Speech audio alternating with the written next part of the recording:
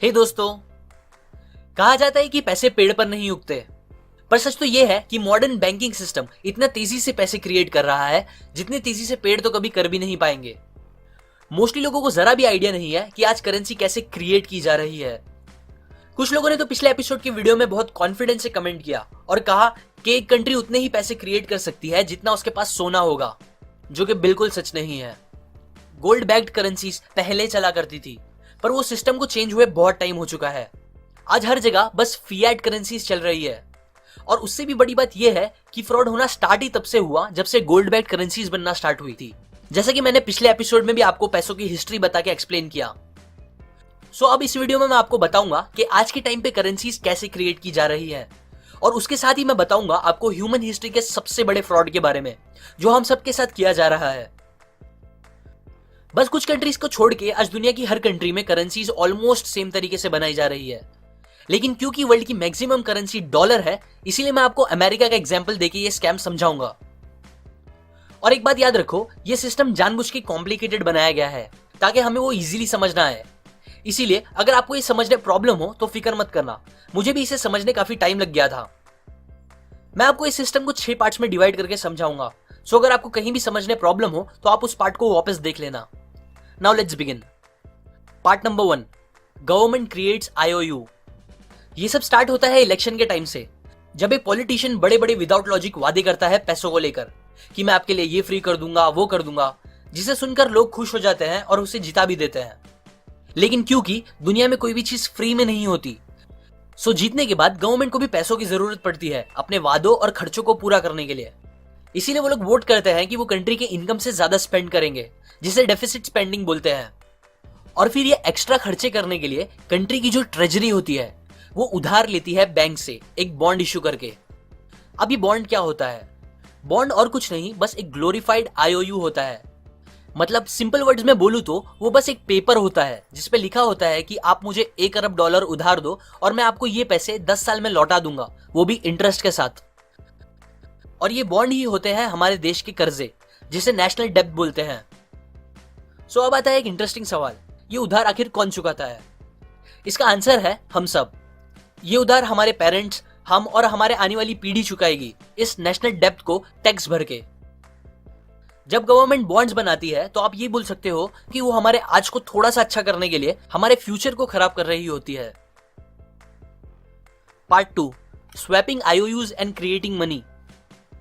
Government को उधार मिलने का प्रोसीजर कुछ ऐसा होता है कि पहले ट्रेजरी बॉन्ड बनाती है, फिर उस बॉन्ड को वो नीलामी में रखती है जहां दुनिया की सबसे बड़ी बड़ी बैंक्स आती है, और फिर बोली लगा के कोई एक बैंक वो बॉन्ड खरीद लेती है ट्रेजरी को पैसे देके। बैंक्स वालों को पता होता है कि ये बहुत प्रॉफिट का सौदा है, इसीलिए वो ये बॉन्ड खुशी खुशी ले लेते हैं। जिसके बाद वो बैंक फेडरल रिजर्व के पास जाती है, जो उस बॉन्ड को बैंक से खरीदने के लिए एक बड़ा सा चेक बनाती है और उसे बैंक को दे देती है, जिससे बैंक को प्रॉफिट मिल जाता है। यहां अगेन ये चेक्स और कुछ नहीं, बस IOU होते हैं। अब एक और इंपॉर्टेंट बात जो ध्यान देने वाली है वो ये है कि एक्चुअल में फेडरल रिजर्व के पास कोई पैसे नहीं होते। इनफैक्ट उनके अकाउंट में हमेशा 0 बैलेंस होता है। लेकिन जब वो चेक बनाते हैं तब पैसे भी अपने आप बन जाते हैं और सिस्टम में आ जाते हैं। मतलब जब फेडरल रिजर्व चेक लिखती है तो वो बस लिख के पैसे को क्रिएट कर देती है किसी मैजिक ट्रिक की तरह, जिसके बाद वो चेक बैंक को मिलता है और फिर वो पैसे भी प्रिंट होके बैंक के पास आ जाते हैं। अब बैंक ये पैसे लेकर फिर दूसरे नए बॉन्ड्स खरीदती है गवर्नमेंट से, और ये साइकिल रिपीट होता जाता है बार बार। यहां एक्चुअल में ट्रेजरी और फेडरल रिजर्व एक दूसरे से डील करते रहते हैं, बैंक्स को मिडलमैन बना के, जिसे हर स्टेप पे कमीशन मिलता रहता है, जिससे वो तो अमीर होते जाते हैं लेकिन दूसरी तरफ देश और नॉर्मल इंसान गरीब होता जाता है नेशनल डेब्ट की वजह से। एक और बात, यही वो प्रोसेस है जहां से सारी पेपर करेंसीज बन के मार्केट में आती है। गवर्नमेंट इसे बेस मनी बोलती है, पर एक्चुअल में वो बस करेंसीज है। जैसे कि मैंने पिछले एपिसोड में भी बताया है कि करेंसी और मनी में बहुत डिफरेंस होता है। Part 3, government spends this numbers. Bank से पैसे मिलने के बाद ट्रेजरी वो पैसे गवर्नमेंट को देती है, जो उसे डेफिसिट स्पेंडिंग पे खर्च करते हैं, जैसे कि पब्लिक वर्क, प्रोग्राम्स और वॉर्स के लिए। जहां से फिर वो पैसे जाते हैं गवर्नमेंट एम्प्लॉइज, कॉन्ट्रैक्टर और सोल्जर्स के पास, जो अपने वो पैसे फिर अगेन किसी बैंक में डिपॉजिट करा देते हैं। अब एक और इंपॉर्टेंट बात जिसे सुन के शायद आपको शॉक लगे, जब आप बैंक में पैसे डालते हो तब आप बैंक को वो पैसे एकदम सेफ रखने के लिए नहीं देते हो, बल्कि एक्चुअल में आप उन्हें वो पैसे उधार देते हो, जिसे लीगली वो उस पैसों से बहुत सी चीजें कर सकती है, जैसे कि उसे स्टॉक्स में गैम्बल कर सकती है या किसी दूसरे इंसान को उधार दे सकती है जिन पे उन्हें प्रॉफिट भी मिलेगा, etcetera. Part 4, banks multiply the money. ये एक बहुत ही इंपॉर्टेंट पार्ट है, इसीलिए इसे जरा गौर से समझना। आज ऑलमोस्ट सारे बैंक्स फ्रैक्शनल रिजर्व बैंकिंग के प्रिंसिपल पे काम करते हैं। मतलब अगर मैं 10% रिजर्व रेशियो के एग्जांपल से समझाऊं तो जब आप अपने $100 बैंक में डालते हो तब बैंक लीगली उसमें से 10% के हिसाब से अपने पास बस $10 तक जमा रख सकती है और बाकी बचे $90 वो दूसरे किसी भी इंसान को लोन पे उधार दे सकती है बिना आपको बताए। यहां बैंक बस अपने पास $10 रखता है कि कहीं इनकेस आपको उसकी जरूरत पड़े तो वो आपको दे दे, जिन पैसों को वो लोग वॉल्ट कैश बोलते हैं। अच्छा, अब अगर आपके $90 बैंक गायब कर देती है तो फिर आपको कैसे बराबर $100 आपके अकाउंट में दिखते रहते हैं? ऐसा होता है क्योंकि बैंक उस $90 का IOU बना के अपने पास रख देती है, जिसे फिर से इजी वर्ड्स में बोलूं तो वो और कुछ नहीं बस नंबर्स होते हैं जो बैंक अपने कंप्यूटर में टाइप करके सेव रखती है। और भले से ये एक्चुअल में पेपर करेंसी नहीं होती, पर फिर भी ये एक तरह से करेंसी ही बन जाती है, जिसकी वजह से अब दुनिया में 100 के बजाय $190 आ जाते हैं एग्जिस्टेंस में। 100 आपके और 90 जो उन्होंने किसी दूसरे इंसान को उधार दे दिया है, जो थे तो आपके ही पैसे लेकिन अब बैंक के भी हो गए हैं।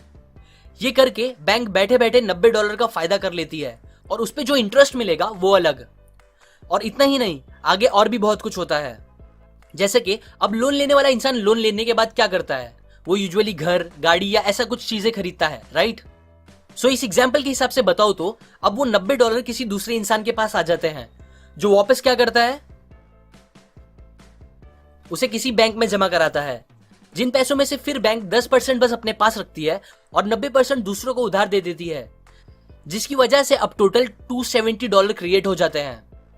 और ये चीज रिपीट होती जाती है, जिसका एंड रिजल्ट ये होता है कि आपके उस $100 के डिपॉजिट की वजह से टोटल $1000 तक का बैंक क्रेडिट दुनिया में आ जाता है। और ये मैं आपको बस 10% के हिसाब से बता रहा हूं, जबकि हर बैंक का अलग रेशियो होता है। कुछ 5% और कुछ तो 0% रिजर्व रेशियो पे काम करके और भी बहुत ज्यादा करेंसीज पैदा करती जाती है। यही वो जगह है जहां से कंट्री की मैक्सिमम करेंसी बनके एग्जिस्टेंस में आती है। इनफैक्ट 92 से 96% करेंसीज इस सिस्टम की वजह से बनी हुई करेंसीज होती है, जो बैंक्स बस टाइप करके बना देती है।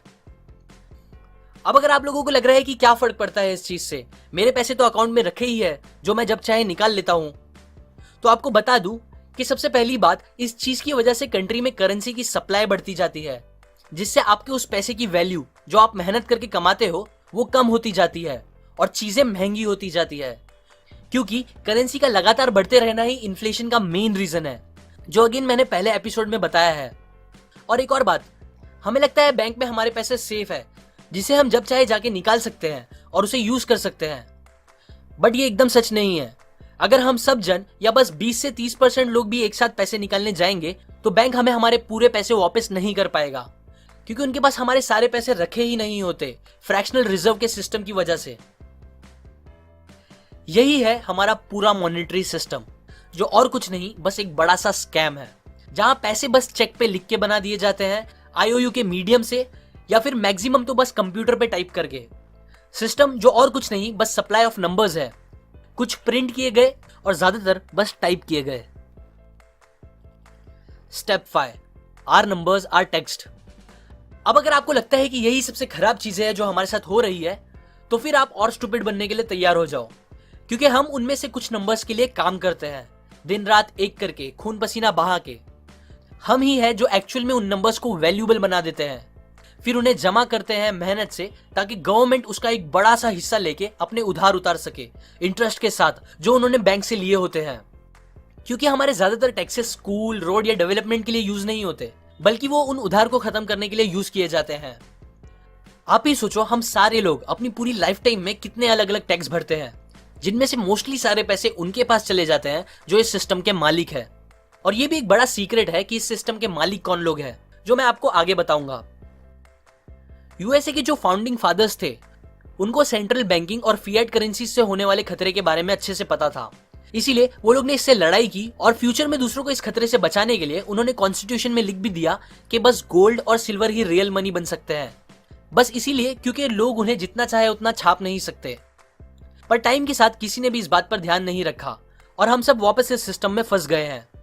आज का सिस्टम बस अनकॉन्स्टिट्यूशनल ही नहीं बल्कि एक बड़ी चोरी है जो हमसे हमारी प्रॉस्पेरिटी और लिबर्टी चुरा रही है। हमारी परचेसिंग पावर कम करती जा रही है इन्फ्लेशन की वजह से, जो और कुछ नहीं बस इस सिस्टम का रिजल्ट है। Part 6, owners of federal system. यह सिस्टम उनके लिए ही फायदेमंद है जो ये करेंसीज क्रिएट कर रहा है और जिनके हाथ में सबसे पहले करेंसीज आती है, क्योंकि वो सबसे पहले उस करेंसीज को यूज कर सकते हैं इकोनॉमी पे उसका इफेक्ट पड़ने से पहले। सो अब आता है एक और सीक्रेट। फेडरल रिजर्व एक्चुअल में फेडरल नहीं है, मतलब वो गवर्नमेंट कंट्रोल्ड नहीं है, बल्कि वो तो एक प्राइवेट कॉर्पोरेशन है जिनमें स्टॉक होल्डर्स है जो उसे ओन करते हैं और जिन्हें 6% का डिविडेंड हमेशा मिलता रहता है। बट ये ओनर्स एग्जैक्टली कौन है, ये एक बहुत क्लोज्ड सीक्रेट रखा गया है। पर ऑथर कहते हैं कि वो ओनर्स उन बड़े बैंक्स वाले लोगों में से ही है जिन्हें इस सिस्टम के हर स्टेप पे प्रॉफिट होता रहता है। क्योंकि ये सिस्टम इतना कॉम्प्लेक्स है इसलिए अब हम इसे शॉर्ट में वापस रिकैप करेंगे। सबसे पहले पार्ट 1 में गवर्नमेंट्स बॉन्ड क्रिएट करती है उधार लेने के लिए, हम नॉर्मल लोगों को दाव पे लगा के, जो इस डेब्ट को काम करके टैक्स भर के खत्म करेंगे फ्यूचर में। पार्ट 2, बैंक्स इन बॉन्ड को ट्रेजरी से खरीद कर फेडरल रिजर्व को बेच देती है प्रॉफिट के साथ, जो कि प्रोबेबली वो लोग खुद ही ओन करते हैं। फिर फेडरल रिजर्व जिनके अकाउंट में हमेशा जीरो बैलेंस होता है, वो अपनी चेकबुक खोलते हैं जिसमें वो जितना अमाउंट देना उतना लिख के बैंक्स को दे देते हैं, जिसके बाद करेंसीज एग्जिस्टेंस में आ जाती है। फिर ये प्रोसेस रिपीट होता रहता है, जिसकी वजह से फेडरल रिजर्व के पास बॉन्ड्स जमा होते रहते हैं और ट्रेजरी में करेंसीज, जो और कुछ नहीं बस नंबर्स है समझो। फिर ट्रेजरी इन करेंसीज को अलग अलग गवर्नमेंट ब्रांच में देती है। और फिर आता है पार्ट 3, गवर्नमेंट उन बैंक से लिए हुए उधार को खर्च करती है अपने किए गए वादों, प्रोग्राम्स और वॉर्स के लिए, जहां से फिर गवर्नमेंट एम्प्लॉय और कॉन्ट्रैक्टर लोग को वो पैसे मिलते हैं जिसे वो फिर अपने अपने बैंक्स में जमा कर देते हैं। फिर आता है पार्ट 4, बैंक्स फ्रैक्शनल रिजर्व के बेस पे उनके थोड़े से पैसे अपने पास रखती है और मैक्सिमम पैसे वो दूसरों को उधार दे देती है बिना बताए, जिन पे वो इंटरेस्ट भी कमाती है और न्यू करेंसीज भी पैदा करती रहती है बस नंबर्स को कंप्यूटर में टाइप करके। और यही वो जगह है जहां से 92 से 96% करेंसीज दुनिया में आती है और इन्फ्लेशन बढ़ाती रहती है। पार्ट 5, हम सब नॉर्मल लोग इन तेजी से एक्सपांड होते हुए नंबर्स में से कुछ नंबर्स पाने के लिए मेहनत करते हैं, अपनी जान लगा के, और उन पे टैक्स भी भरते हैं जो ट्रेजरी के पास जाता है और वो उन्हें फेडरल रिजर्व को पे करती है इंटरेस्ट के साथ, उसी फेडरल रिजर्व को जिसने वो पैसे बस एक पेपर पे लिख के बना दिए थे। पार्ट 6, सीक्रेट ओनर्स पैसे कमाते हैं हर स्टेप में। वर्ल्ड की सबसे बड़ी बड़ी बैंक्स फेडरल रिजर्व को ओन करती है। वो बैंक्स पैसे कमाती है नेशनल डेब्ट बेच के, इंटरेस्ट के पैसे जो फेडरल रिजर्व अपने रिजर्व में रखी होती है, और 6% डिविडेंड जो उन्हें फेड को ओन करने के लिए मिलते रहते हैं। ये एक इविल सिस्टम है जो वेल्थ को वर्किंग क्लास लोगों से चुराता है और गवर्नमेंट और सीक्रेट ओनर्स को देता है। यही सिस्टम आज इकोनॉमी को खराब कर रहा है और ये सब पॉसिबल हो पा रहा है क्योंकि अब हम रियल मनी यूज नहीं करते। और सबसे वर्स्ट बात यह है कि इस चीज ने हमें स्लेव बना के रख दिया है। जो मेहनत करता है, न्यू चीजें बनाता है, वर्ल्ड को अच्छे से चलाता है, उन कुछ लोगों के लिए जो दुनिया के राजा बन के बैठे हैं। अब ये सब सुनने में बहुत बुरा है, पर अभी भी बहुत होप बाकी है, क्योंकि इस सिस्टम का सबसे बड़ा स्ट्रॉन्ग पॉइंट है लोगों का इग्नोरेंस और उनके चीजों को समझने की कोशिश ना करना। इसीलिए आप अभी बहुत इंपॉर्टेंस रखते हो।